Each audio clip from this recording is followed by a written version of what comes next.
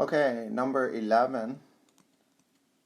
Mary and her twin brothers. So let Mary, M, represent Mary, Mary's age now, and let B represent her brother's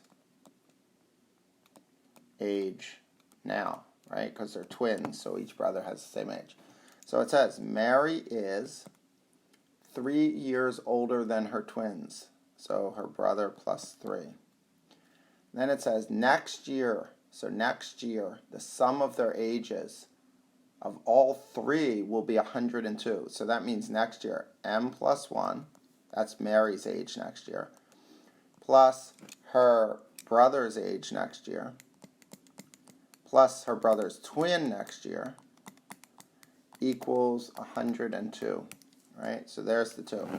So let's simplify the bottom one, right? So we have M plus B is 2B, plus 1, 2, 3 equals 102. So M plus 2B equals 99. M equals 99 minus 2B.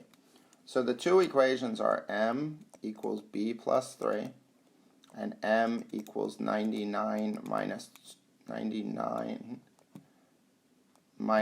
2B, right?